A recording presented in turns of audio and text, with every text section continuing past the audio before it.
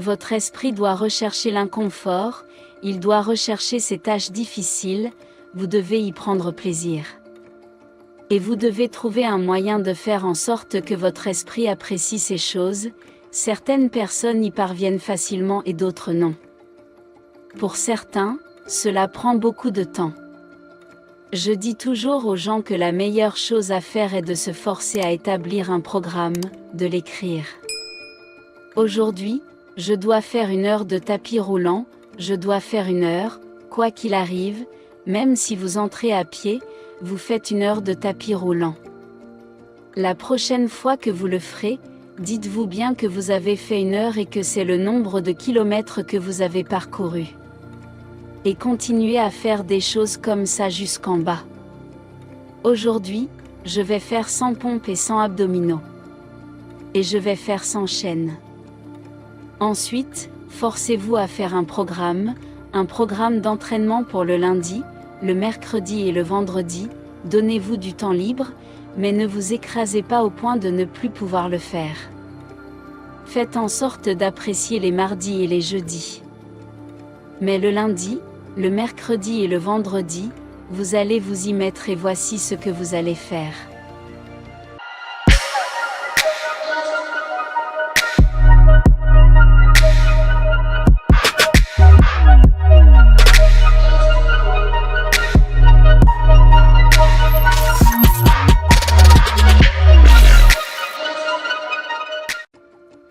La plupart des gens essaient simplement d'aller s'entraîner, ils sont un peu sans but et ils arrivent.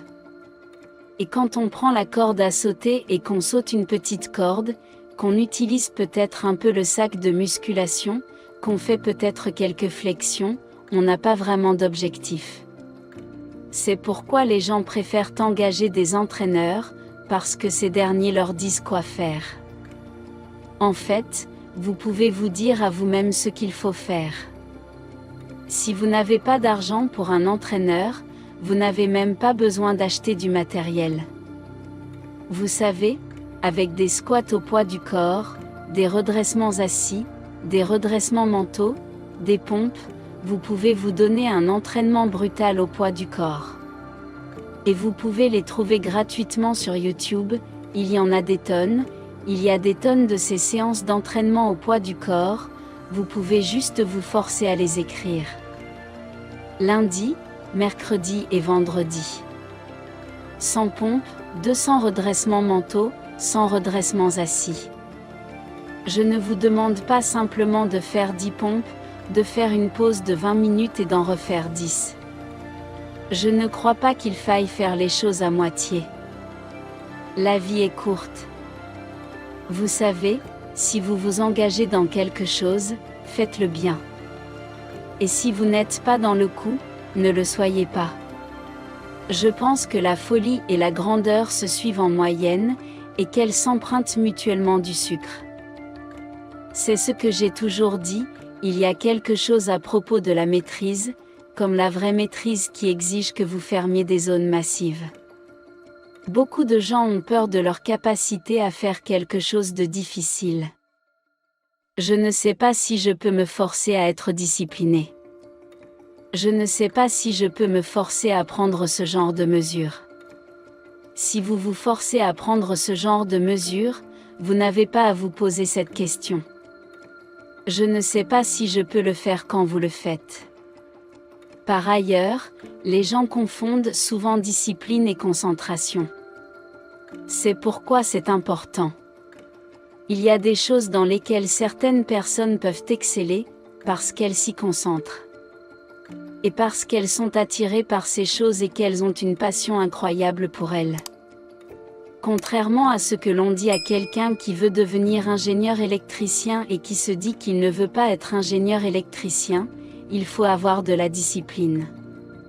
Et donc ils n'ont pas la motivation, ils ne sont pas enthousiastes à ce sujet.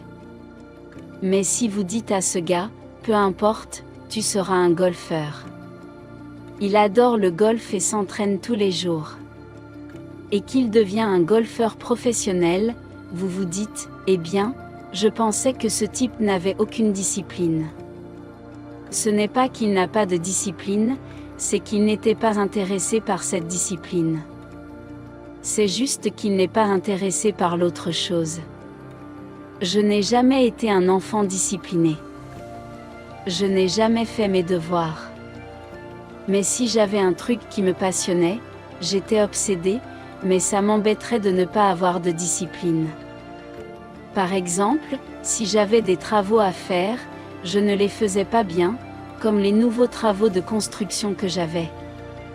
Comme les arts martiaux, j'ai eu de la chance. Et j'ai eu un déclic. Presque immédiatement, je suis devenue obsédée. Je voulais exceller dans ce domaine.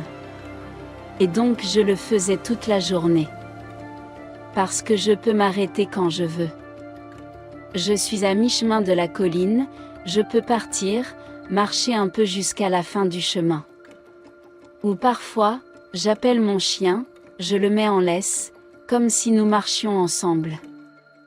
Mais vous pouvez aussi dire, non, c'est ce que je fais aujourd'hui, j'ai un plan très clair devant moi, mon plan est de faire 4 miles aujourd'hui.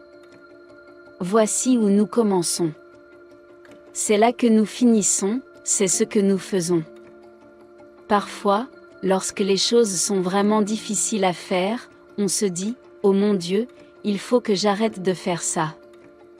Mais une fois qu'on l'a fait et qu'on l'a achevé, on éprouve une satisfaction, ce sentiment de satisfaction d'avoir fait quelque chose de vraiment difficile, qui est irremplaçable. Certains enfants n'y parviennent jamais et restent gros et stupides toute leur vie. D'autres, par contre, reçoivent ces petites leçons. Et puis ils se rendent compte qu'ils peuvent se dépasser et arriver à quelque chose, et parfois c'est bien. Parfois, on en tire de bonnes choses, mais c'est comme si on ne mangeait que des fruits.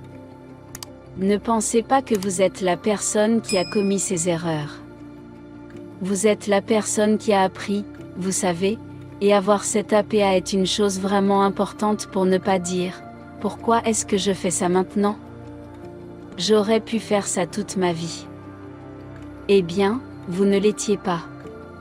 On espère que vous avez aimé la vidéo.